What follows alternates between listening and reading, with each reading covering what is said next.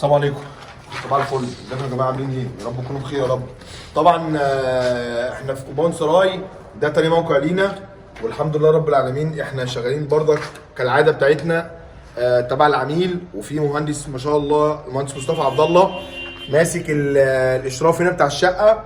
فاحنا هنقول حاجه سريعه كده في 3 4 دقايق ان شاء الله. طبعا انا زي ما انا شايف هنا كده، تعالى كده مصطفى لف هنا. زي ما شايف هنا ان انا ما عنديش سقوط هنا، مش مكمل حوالي 7 سم، فهنضطر ان احنا هنعلى 3 سم. مش هي دي اللي احنا طالعين نتكلم عليها، احنا طالعين نتكلم على حاجه ان احنا الشقه هنا ما شاء الله عندنا فيها 4 حمامات ما شاء الله ربنا يبارك. ال4 حمامات كل حمام فيه فلاش تانك.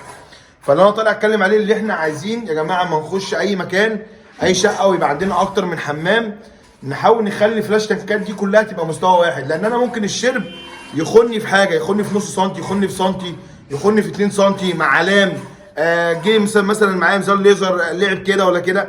فممكن بعد ما تركب الخزانات اللي انت تروح مراجع عليهم هما الاثنين او الثلاثه او الاربعه او الخمسه، او لو شغال في فيلا الدور كله، عشان يبقى كله ماشي مع بعضه لاين واحد.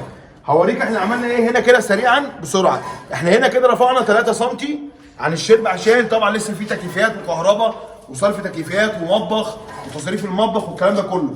اول خزان معايا اللي هو حمام الضيوف ده هنمشي مع بعض كده، ومش همنتش الفيديو ده على فكره عشان يبان. بص انا باين معايا هنا كده اهو، باين معاك ادي اول خزان جاي معايا على علامه، على علامه الشرب. هنخش على الخزان في حمام بعد منه. عملت ايه؟ انا فتحت له شنيشه هنا صغيره كده زي مبيض المحاره كده ما بيجي ياكس، عشان ما حدش يقول لي ايه ده انت فتحت شنايش. مبيض المحاره ما بيجي ياكس الشقه بيروح فاتح شنايش عشان يعدي منها الخيطان. انا عملت نفس الفكره بتاعت مبيض المحاره عشان مفيش حد احسن مننا بفضل الله. ففتحنا شنيشه هنا اهو، ميزان الليزر سمع معايا على الخزان الثاني. خش هنا كده، مسمع معايا هنا اهو، نفس العلام نفس الشرب اهو، باين معاك على نفس الشرب اهو. ده كده تاني حمام. عندنا حمام تالت اللي هو ده. هنجيب بقى ننقل ميزان الليزر،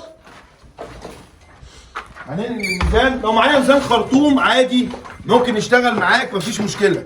هتنقل ميزان الليزر. بص بقى انا جبت ميزان الليزر هنا عشان عندي حمامين. طبعا انا فتحت الشنايش وظبطت وراجعت قبل ما اعمل فيديو، عشان ما حدش يقول لي ايه ان انت ما راجعتش والكلام ده. احنا راجعنا وقلنا ان احنا ممكن نقول على الفكره دي. هنا اهو جبناه هنا الميزان في المكان ده، وفتحنا الشيشه لان انا عندي حمامين هنا. فتحنا برضك فتحنا شنيشه من هنا وشنيشه من هنا للاوضه اللي هناك. تعالى بقى احنا جبناه هنا بنظبط على ايه؟ هنظبط على الخزان من اللي احنا ظبطنا عليهم التانيين، اللي هو الخزان ده اللي هو ورا الخزان هنا ده اهو.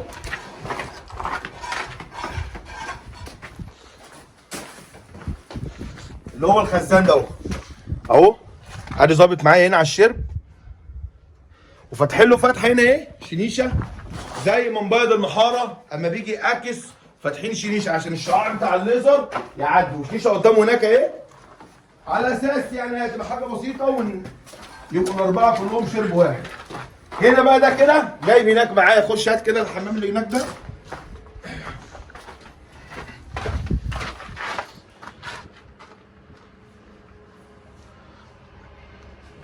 اهو. ادي اول واحد. في الحمام اللي هو اخر حمام اللي هو ده فاتحين له بردك فتحه من هنا ايه جايب معايا، ممكن تجيبه من هنا اصلا.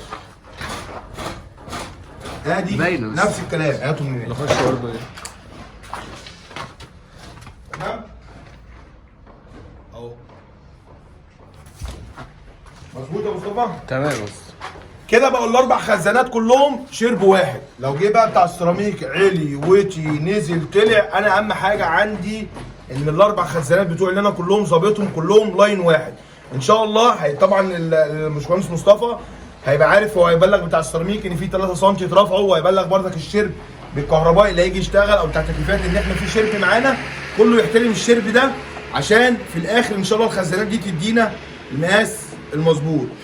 هي كانت حاجه سريعه كده بس حاجه مهمه جدا، لان انا ممكن اقول ان انا ممكن اكون وقعت فيها مره او اتنين، لان انا ببقى في مكان الاقي عميل بيقول لي ده في قاعده اوطى من قاعده حوالي 2 سم او سنتي او الكلام ده.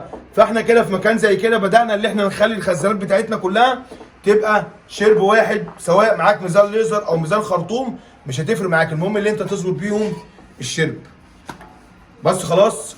ومحمد شعراوي من كومباوند سراي، والسلام عليكم.